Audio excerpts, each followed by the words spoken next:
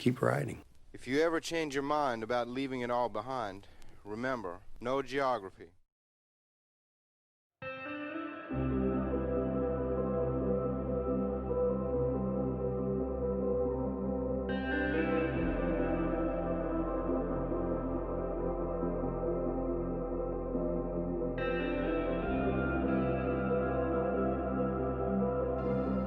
So I think you all probably have some ideas about this question.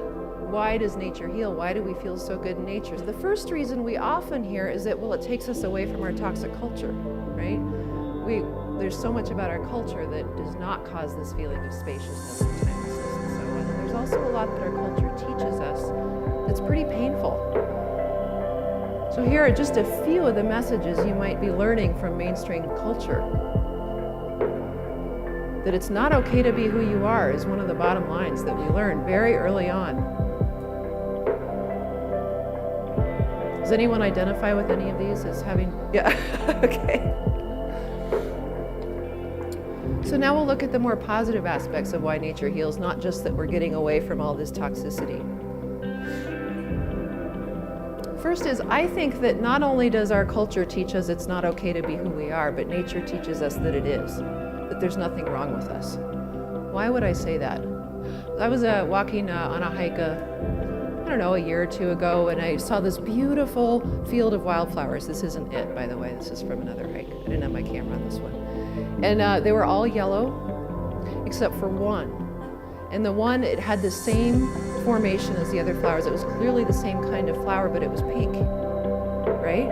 And I didn't say, what's wrong with you? You're sticking out. You're ugly, you don't fit in. I said, how beautiful. That diversity is beautiful. Or you think about when you're walking along and you see this gigantic, majestic tree, you know, thick trunk, big soaring canopy, and you don't think you're too fat. It's gorgeous, right? In fact, it gives us space to be more fully who we are, to see the elements and beings in nature being fully who they are. Someone yelled out earlier that it's timeless. Yeah, we get away from clock time. So if you think about how unnatural clock time is, how unnatural is it to get up at the same 6 a.m. every morning? I mean, the sun might rise at 5:30 or might rise at 7:30, but we're gonna get up at 6. You know our bodies don't like that, right? How tired you feel when you have to get up and it's still pitch black out. Clock time is rooted in an economic system, not in the rhythms of our body or the rhythms of nature. Our culture is also speeding up. Does anyone remember the movie 2001: A Space Odyssey? Did any of you see that? Where that amazing scene about what it feels like to be weightless in space. It was probably 20 minutes long, that scene. That movie would dive today, right? It's got to be like, well, when we're in nature, we get away from that, and instead what nature models is organic pace of life.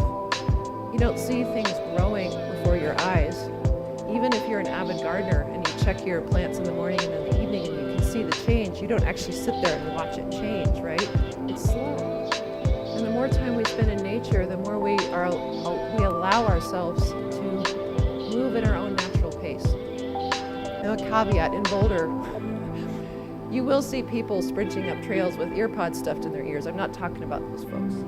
You kind of have to choose to allow nature to slow you down. But if you do, you will. Has anyone ever been on a backpack and it's just rained the entire time? I actually went on a 10-day backpack in the Pacific Northwest and it rained for 6.5 of those days. And I was alone, by the way. This was a solo backpack, so it was an ordeal to get through it. But as you let go of control, this illusion that you can control everything, you actually feel some relief. We're like little kings in our castle when we're at home. We can control when it rains, when the water flows, the streams in our home, right? We can control the temperature. We can control when it's light, when it's dark, when it's windy, when it's not. And if we feel a bad mood coming on, heaven forbid, we can grab a beer or turn on Netflix. This has been talked about. You can't do that in nature, and it's actually relief when you let go of that. When you realize that you're not in control, it's like this burden comes off of your shoulders. Sometimes I wonder what squirrels would be like if they felt that they had to collect enough nuts so that they could retire and then live for 10 or 20 years.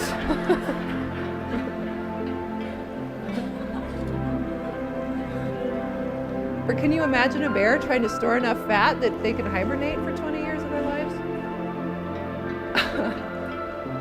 This thing that we've created, this idea that we have to work as hard as possible right now while we can do it so that we can then just do nothing and then have this crisis of meaning in our retirement, where does that come from? Everything's in balance in nature, and you just don't see people accumulating more than they need, or beings accumulating more than they need. And that's also a relief. It starts to put your priorities in perspective. You start to kind of relax around this idea that everything you have to get more and more and more.